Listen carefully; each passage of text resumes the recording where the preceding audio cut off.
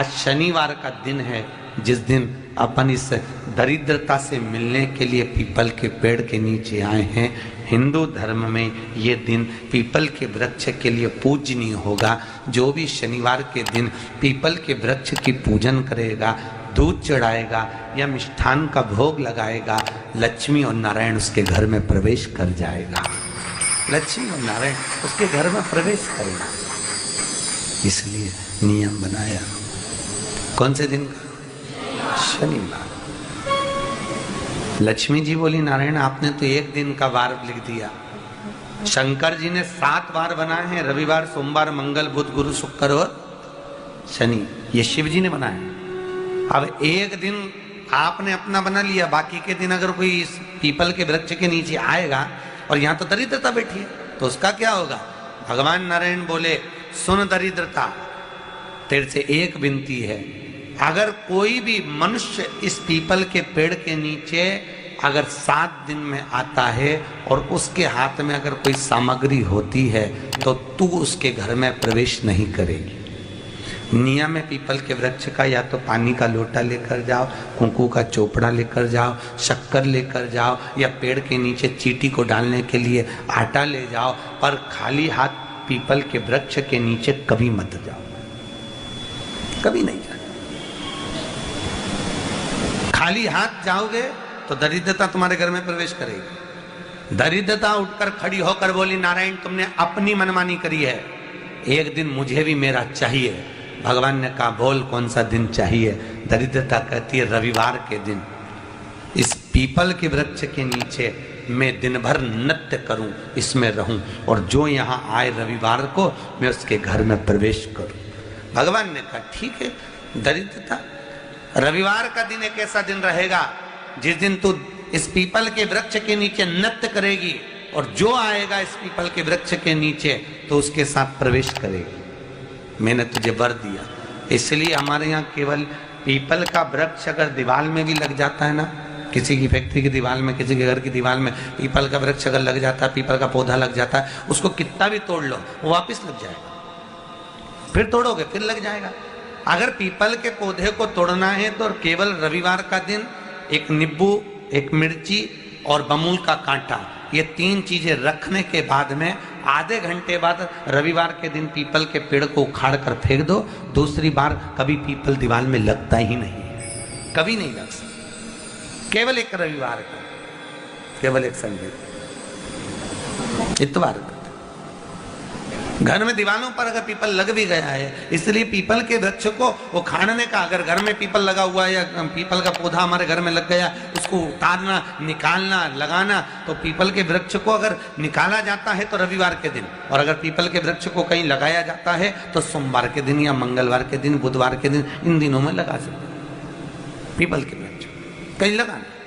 शनिवार का दिन एक ऐसा दिन होता है जिस दिन पीपल के वृक्ष को कहीं जाकर लगाया नहीं जाता, क्योंकि शनिवार के दिन पीपल के वृक्ष के नीचे लक्ष्मी रहती है। हम अपने हाथों से अगर पीपल का वृक्ष किसी दूसरी जगह पर शनिवार को रोपित करते हैं तो हमारे घर की लक्ष्मी अपने घर से छिन्न होकर चली जाती है। इसलिए शनिवार के दिन पीपल लगाया नहीं जाता, किसी के घर जाकर उसको वापस पलटा नहीं जाता। लग गया उसको डाल। प्रभु मेरी धर्म पत्नी को कहाँ रखूं आप बताओ? वो तो जहाँ यज्ञ होता है, अनुष्ठान होता है, दान होता है, पुण्य होता है, सत्कर्म होता है, वहां जाने को तैयार नहीं। अब करूं क्या? भगवान ने बोला एक काम करो। दुर्वासा जी बोले, जिसके यहाँ रात्रि में बर्तन झूठे पड़े रहते हो उसके घर में इस दरिद्रता को लेकर तुम प्रवेश कर जाना। जिसके यहाँ रात्रि में बर्तन झूठे पड़े हो वहां लेकर प्रवेश कर जाओ। दूसरी जगह दुर्वासा जी बोले, जो स्त्री घर में दोपहर के समय पर सो रही हो उसके घर में इसको लेकर प्रवेश कर जाइए। जो स्त्री दोपहर के समय में घर पर सो रही हो इस दरिद्रता को लेकर प्रवेश कर जाइए। तीसरा, जिसके यहाँ पर दरवाजे पर कांटे वाले पौधे लगे हों उस घर में इस दरिद्रता को लेकर प्रवेश कर जाइए। दरिद्रता, कितनी सुंदर बात कही है। दाता और विधाता, कौन कौन? दाता और विधाता। लक्ष्मी और दरिद्रता के सगे भाई हैं। कौन कौन? दाता और विधाता। दाता को फिटकरी प्रिय है, विधाता को नमक प्रिय है। ये दोनों हमेशा लक्ष्मी को और दरिद्रता को दोनों को समझाते थे, दोनों में प्रेम बढ़ाते थे। आज भी हिंदू धर्म की रीति है, यहाँ तो ठीक है, जिसके यहाँ पर भी अगर थोड़ी सी भी परेशानी होती है, थोड़ा सा क्लेश होता है, अशांति होती है, लक्ष्मी नहीं टिक रही हो, काम नहीं बन रहे हो, बहुत प्रयास करा जा रहा हो और हमारा कार्य नहीं होता, तो क्या करते हैं? फिटकरी और नमक को पानी में डाल देते हैं और घर में पोछा लगा देते हैं। आप लोगों ने आजकल फेसबुक पे भी पढ़ा होगा, व्हाट्सएप पे भी पढ़ा होगा। तो क्यों लिखा उसमें? उसका कारण ही केवल इतना है कि दाता और विधाता की प्रियता उसमें। माता ख्याति के जो 4 बच्चे हुए, इसमें जो 2 लड़के हैं, दाता और विधाता, उसकी प्रियता उसमें, उसकी पूर्णता उसमें। अब दुर्वासा जी बोले अपनी धर्म पत्नी को वहां लेकर, जहां कांटेदार पौधे लगे हों वहां पर लेकर प्रवेश कर जाइए।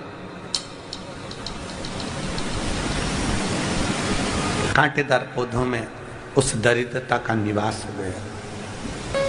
कितना विचित्र कथा यहां वर्णन करी है। श्रीमद् भागवत के अंतर्गत जो वर्णन किया कि मृत्यु निश्चित है, रोग ऐसा शनि महाराज के कारण हो गया हो, अच्छे काम करते करते उल्टे हो रहे हैं, होते हैं किसी किसी के साथ में, विपरीत परिस्थितियां आ जाती है, अच्छा करने जाओ बुरा हो जाता है, अच्छा कर्म करने जाओ बुरा हो जाता है। तो पीपल के वृक्ष की जो छाल होती है, छाल देखिए, पीपल के वृक्ष में जो छाल लगी होती है, उस छाल को घिसकर चंदन बनाकर भगवान शंकर का स्नान कराकर, अभिषेक कराकर, पूजन कराने के बाद में पिपलेश्वर महादेव का नाम लेकर, कौन से महादेव? पिपलेश्वर महादेव का नाम लेकर वो जो घिसी हुई छाल होती है, उस छाल का तिलक भगवान शंकर को लगा लो और उसी का थोड़ा सा भाग अपने कंठ पर, मस्तक पर लगाना प्रारंभ कर दो। धीरे धीरे जो विपरीत दशा है वो सुधरना प्रारंभ हो जाती है। पर नाम याद रखना, पिपलेश्वर। काशी में जो शिव जी की स्थापना कौन ने करी? काशी में जो शंकर भगवान बैठे उनकी स्थापना करी थी शनि महाराज ने। किसने करी थी? शनि महाराज ने। क्योंकि भगवान शनि महाराज को उनकी माता के द्वारा श्रापित हो गए और शनि महाराज कांपने लगे। शनि महाराज कांपते कांपते, मैं जाऊं तो जाऊं कहां, करूं तो करूं क्या? महाराज शनि महाराज दौड़े और दौड़कर भगवान भोलेनाथ के पास पहुंचे। हे शंकर, त्रिकालदर्शी, कैलाशी, अविनाशी, कृपा करिए बाबा भोलेनाथ, कृपा करो। क्योंकि दुनिया में 33 करोड़ देवी देवता हैं जिनको शनि लग सकता है, केवल एक किसको छोड़कर? शिव को छोड़कर। राम जी को शनि लगा तो 14 वर्ष वनवास चले गए। कृष्ण को शनि लगा तो मथुरा छोड़कर द्वारका चले गए। शनि लगा, हनुमान जी को शनि लगा तो गुफा में बैठकर राम राम जपना पड़ा। शनि सबको लगता है, केवल शनि नहीं लगता तो एक मेरे महादेव को, मेरे भोले बाबा को नहीं लगता। शंकर के पास में शनि आ गए। शनि ने आकर कहा, भोलेनाथ कृपा करिए बाबा, मैं बड़ा कष्ट में हूं, मैं करूं क्या? बाबा भोलेनाथ ने कहा, जा गंगा जी के तट पर काशी में जाकर एक शिवलिंग की स्थापना कर, उसकी आराधना कर और तेरा शरीर ठीक हो जाएगा, कष्ट नहीं भोगेगा। शनि महाराज ने काशी में जाकर शिव जी की स्थापना करी। आज भी नियम है, जिसको शनि लग जाता है एक काजल की डिब्बी ले लो और काजल की डिब्बी को 21 बार उतार कर उसको एकांत में जाकर, जंगल आदि में एकांत में किसी पेड़ के नीचे इतना सा खड्डा खोद कर उसमें काजल की डिब्बी को डाल दो और मिट्टी से पूर दो, उस व्यक्ति का शनि समाप्त हो जाता है। काशी विश्वनाथ का नाम लेकर काजल की डिब्बी को 21 बार उतार कर अगर काशी विश्वनाथ का नाम लेकर शनि वाले व्यक्ति को अगर पेड़ के नीचे दबा दे, शनि समाप्त, शनि उसको परेशान नहीं कर सकता। काशी कितनी मूलता है, उस क्रम को देखिए। भगवान शंकर पर विश्वास रखकर एक एक पल, एक एक घड़ी, एक एक समय, एक एक नक्षत्र का शिव महापुराण में वर्णन है। यहां तक शास्त्र कहता है कि पीपल के वृक्ष की जब भगवान शिव रचना करे, पीपल के वृक्ष की जब रचना करी गई तो उस पीपल के वृक्ष में भी कौन सा समय किसका है ये शिव महापुराण वर्णन करती है। सुबह 4 बजे से लेकर 7:30 बजे तक पीपल के वृक्ष में ब्रह्मा जी का वासा होता है। 7:30 बजे से लेकर 10:30 पौने 11 बजे तक पीपल के वृक्ष में भगवान विष्णु का वासा होता है। 10:30 बजे से लेकर पीपल के वृक्ष में 11:30 बजे तक पितरों का वासा होता है। 11:30 बजे से लेकर 12:30 बजे तक पीपल के वृक्ष में आहूतों का वासा होता है। 12:30 बजे से लेकर शाम को 4 बजे तक पीपल के वृक्ष में वासुकों का वासा होता है। 4 बजे से लेकर शाम को 7:30 बजे तक पीपल के वृक्ष में शंकर का वासा होता है। 7:30 बजे से लेकर 9:30 बजे तक पीपल के वृक्ष में कुबेर का वासा होता है। 9:30 बजे से लेकर फिर कुबेर के वृक्ष में अन्य देवों का वासा चालू हो जाता है। इसलिए हमारा हिंदू धर्म कहता है, हमारे शास्त्र कहते हैं कि पीपल के वृक्ष को जब पूजा जाता है, पीपल के वृक्ष की जब पूजन करी जाती है तो सुबह 10:30, 11, ज्यादा से ज्यादा 11:30, ज्यादा से ज्यादा 12, उसके पहले पीपल के वृक्ष की पूजन कर लेना चाहिए। रात को कुबेर का वासा होता है, इसलिए पीपल के वृक्ष में दीपावली के दिन रात्रि को 8:30 बजे से लेकर 9:30 बजे के बीच में जो पीपल के वृक्ष के नीचे घी का दिया लगाता है उसके घर में कभी संपदा की कमी नहीं आती है, क्योंकि कुबेर स्वयं विराजमान होता है पीपल के वृक्ष के नीचे। क्यों? क्योंकि 11:30 बजे से लेकर 12:30 बजे तक पीपल के वृक्ष में पितरों का वासा रहता है, आहूतों का वासा रहता है, फिर वासुकों का वासा आता है। पितृ किसको कहते हैं? महाराज जो पूरी उम्र लेकर चले गए और उनके भीतर अभिलाषाएं बहुत थी, मैं ये भी करना चाहता हूं, मैं ये भी करना चाहता हूं, वो पितृ हो जाते हैं। आहूत किसको कहते हैं? जिस माता के गर्भ में बच्चा जन्म ले और मर जाए, या 6 महीने का गर्भ धारण करने के बाद अवर्षण हो जाए, जीव पड़ने के बाद 6 महीने के बाद अगर बच्चा गर्भ में भी शांत हो जाता है, कुंवारी अवस्था में शांत हो जाता है, जिसका विवाह नहीं हुआ ऐसा बच्चा जब शांत हो जाता है, अधोगति में कोई मर जाता है, सुसाइड कर एक्सीडेंट में किसी भी रूप में मर जाता है, तो वो आहूत कहलाता है। शनिवार के दिन जो पीपल के वृक्ष में सरसों के तेल का दीप लगाता है उसको शनि कभी परेशान नहीं करता। एक बात हमेशा ध्यान रखिएगा, मान लो अगर कोई भारी रोग ऐसा शनि महाराज के कारण हो गया हो, अच्छे काम करते करते उल्टे हो रहे हैं, होते हैं किसी किसी के साथ में, विपरीत परिस्थितियां आ जाती है, अच्छा करने जाओ बुरा हो जाता है, अच्छा कर्म करने जाओ बुरा हो जाता है। तो पीपल के वृक्ष की जो छाल होती है, छाल देखिए, पीपल के वृक्ष में जो छाल लगी होती है, उस छाल को घिसकर चंदन बनाकर भगवान शंकर का स्नान कराकर, अभिषेक कराकर, पूजन कराने के बाद में पिपलेश्वर महादेव का नाम लेकर, कौन से महादेव? पिपलेश्वर महादेव का नाम लेकर वो जो घिसी हुई छाल होती है उस छाल का तिलक भगवान शंकर को लगा लो और उसी का थोड़ा सा भाग अपने कंठ पर, मस्तक पर लगाना प्रारंभ कर दो। धीरे धीरे जो विपरीत दशा है वो सुधरना प्रारंभ हो जाती है। पर नाम याद रखना, पिपलेश्वर।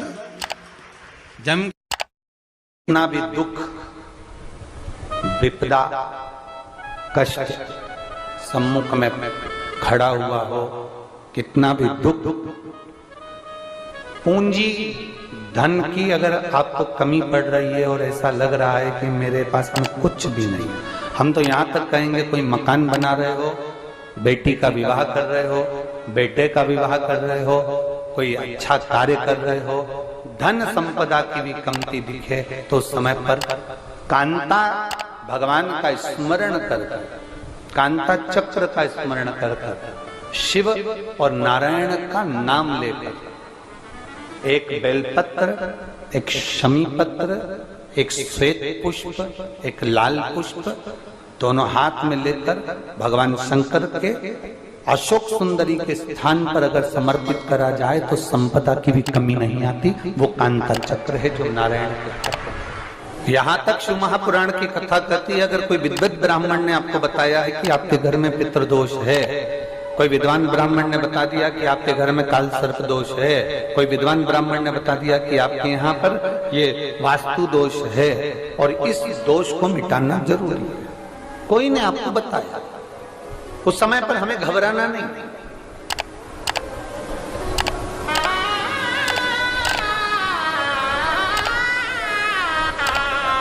उस समय में घबराने का क्रम नहीं है। कहते हैं पीपल का जो जल झड़ता है पीपल के वृक्ष से, आप लोगों ने कभी देखा है कि नहीं देखा, वो हमको नहीं मालूम।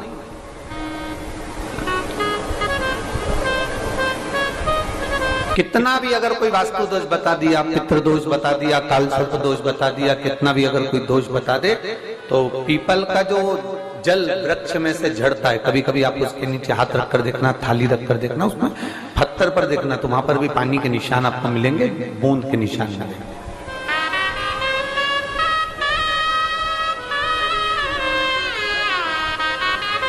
मात्र उस पीपल के वृक्ष के जल की एक बिंदी, एकमात्र बिंदी,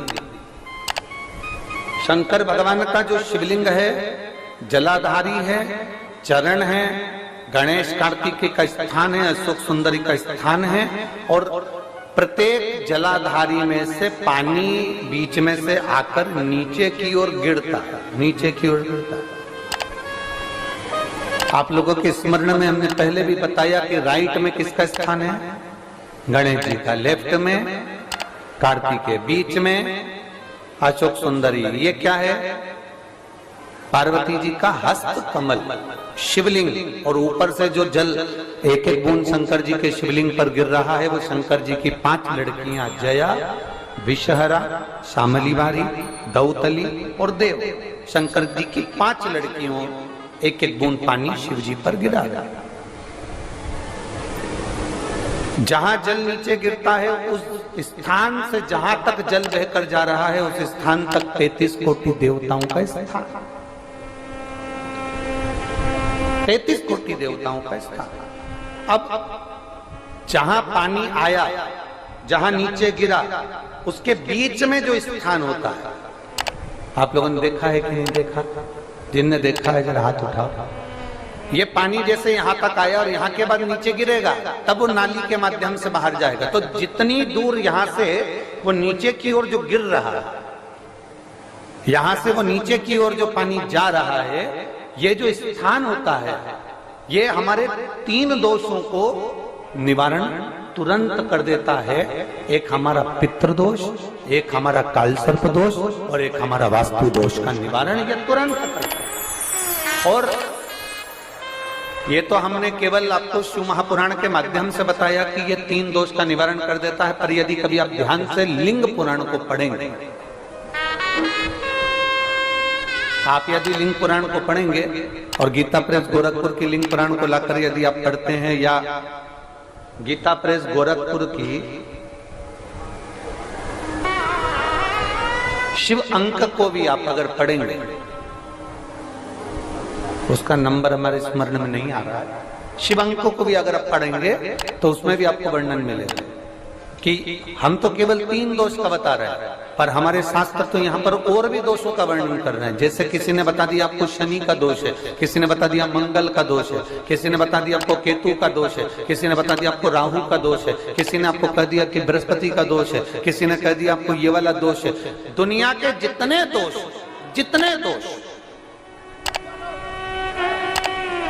पीपल के वृक्ष के झड़ता हुआ जल की एक